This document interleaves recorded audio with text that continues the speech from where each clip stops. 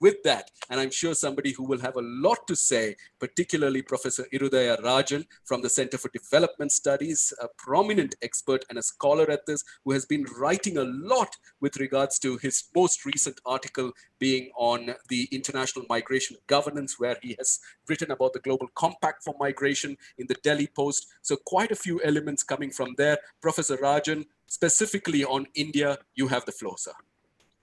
Thank you, Sabari, and thank you, the organizer, for inviting me to be part of the this panel. Now, let me start with the first that the number we are talking from India to Gulf itself is wrong.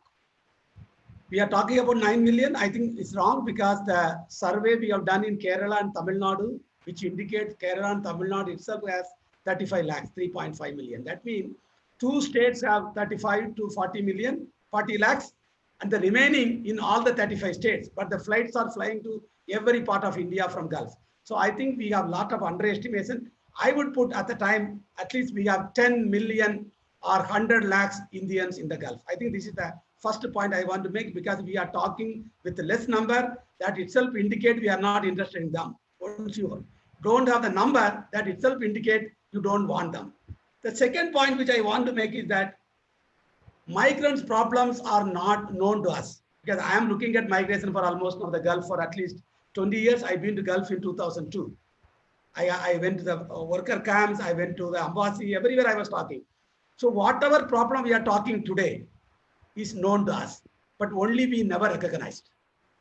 Thanks to COVID, COVID brought the migrants to the forefront. Otherwise, these problems were not there. Overcrowding, salary not paid, return migration, recruitment costs, this is all known to us. I don't think it's something new to us. Only COVID brought them when they were invisible. Now they are visible, not only international, also internal migration. So everybody is visible, partly because COVID brought them to the limelight. I think that is something we have to be grateful to the COVID, because COVID is really putting migrants in the forefront. Migrants and migration is being talked about. We never talk about migrants and migration, we only talk about remittances. I think COVID has changed the people. I think this is something very important point I want to make.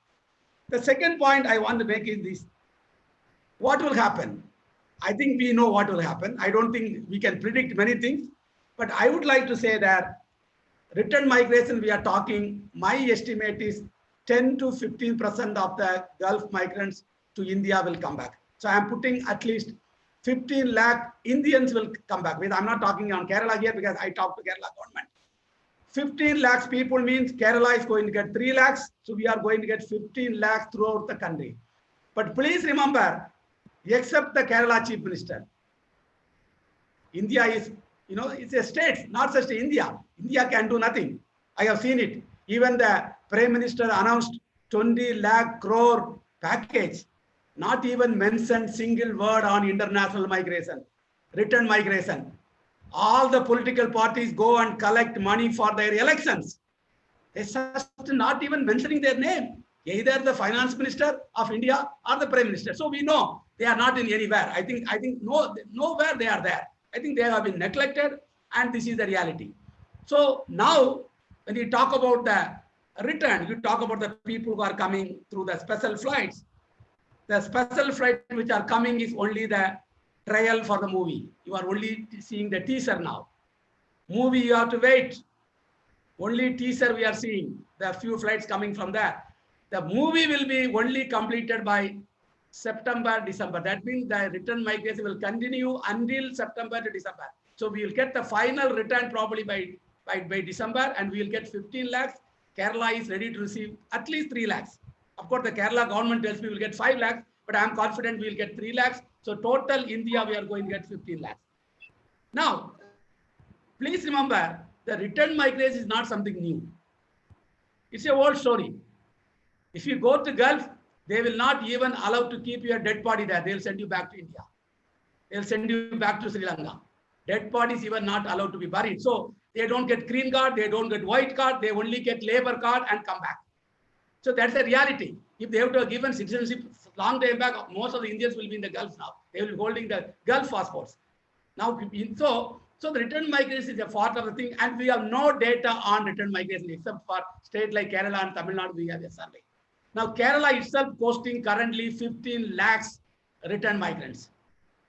And we have 6 MLAs in the assembly. I was talking with them every day what to do for them. We have 16 MLAs in the assembly, 6 MLAs out of 135 MLAs in Kerala. Please remember, one MLA told me, we all won the elections, but the actually contested people for the election will be much more. Because they are the people who could come to the assembly. So please remember, return migration is a part of the Gulf migration. They have to go and come. It's like a migration cycle. Pre-departure, departure, live there and come back. Even the immigration bill, not even a single word about return migration. What are we talking in 2020 in the immigration bill? Not even a single word talked about return migration. You have to go, you have to come back. They are not going to die there. They are not going to get the green card. They are not going to get PR. They have to come back. We should have a strong policy for return migration. I think COVID is bringing that. I think that's something very important. But then you cannot put all return migration in one pocket. We have to divide them into 3 categories. What I call them in Kerala policy advice, at least 30% of them who are normal return. Is it COVID, or is it global crisis, or is it Gulf War, is it Nidakat? There are people always return. There is a return. It's not like, because I talked to some people in Kerala many times. I have seen parents, grandparent was in the Gulf, parent was in the Gulf. I'm seeing now children in the Gulf. There are 3 generations of Gulf migrants. So, and they go to 5 countries. I talked to many people. They said, I was in the Gulf for 15 years. Where were you? 3 years in Dubai, 3 years in Qatar, 2 years in, Bahrain. So, return is normal. So, 30% will come, but they come with some money, some saving. They are not going to beg the government, but they need some policy advice where to invest. So, government should talk about them to provide them opportunities for investment. The second group of people, what I call them, is remigration. All returnees not going to stay in India, not in Sri Lanka or Bangladesh. Remigration, we should talk about that. What is India is doing with Skill India project? We are spending crores of money on Skill India. What are we doing with them? We have to give them extra skills so that they can go back. 30% of them will go back. I have studied the remigration in the global crisis, Nidakat, even the Gulf War. People come, they spend 6 months, they will say, oh my God, I can't manage in India, I'll go back. So 30% will go back, but we have to give them extra skills so that they not only go to Gulf, they can go beyond Gulf. India, globally, we have 200 plus countries. Why we are going only to Gulf? I think time has come to talk about non-Gulf countries because the COVID going to bring opportunities everywhere. There will be a demand for migration. I don't think migration going to end. Sorry, no. Migration will pick up. Next 6 months, everybody will talk about border. Even I cannot go from one district to another district. Forget about crossing the border today. So we cannot cross between district to district, state to state. Even state is telling, Karnataka was telling, you cannot, in Kerala, people cannot come to Karnataka. It's like they are giving visa to us. And so all this problem will be there for 6 months. So I think 2021 will be a bright, migration will open up and the Gulf is not going to close because we have a strong bond, social network. Because for example, I'm telling the Kerala people, we have 20 lakh migrants.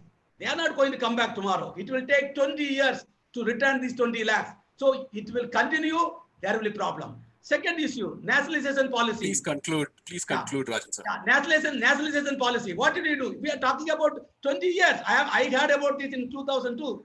They will fail. They will fail. Third one, oil prices. I have seen oil price up to 120 barrel. Now you see here 40 airports in India, all are closed. All the flights were running around, stopped. Everybody started, I'm not taking my car out. So the petrol price will go up. I don't think we should talk too much on job loss in the Gulf. They will all will revive. Finally, amnesty. We are going to get little extra return migration this time. So I think every government should talk about return migration, rehabilitation, remigration. I think this should be focused this time. And then we should also focus beyond Gulf. I was telling to the Kerala CM, why there was no flight come from New York to Trivandrum. That means it indicates not many Keralites are in New York. We should send people to New York because they are dying. People are dying. There may be more people needed from Kerala nurses. There should be special flights should come next to COVID. We should have a flight from New York to India. Thank you very much. Thank you, Rajan sir. Thank you very much, Rajan sir. Really, I mean, every time I think Professor Rajan comes on board, I know for guarantee that I will have sound bites that I can always use. And these sound bites are very important, however. I'm going back to the point that you made, that because we don't have data on return migration, if there is no number, you don't care for them. Strong words, Professor Rajan. I think it's important for us all to keep in mind what you're saying. But let's hope that is not the case. And I know for a fact that is not the case. The Ministry of External Affairs, I understand, is keeping a database of all those who are returning to understand what kind of skills they're coming in with and how they can be reintegrated into the job market within India. So that's certainly something coming up. You're right. The conversations in India, the first thing that we say is India is the largest receiver of remittances in the world. Over $80 billion. Last year, $82 billion as per the World Bank estimates.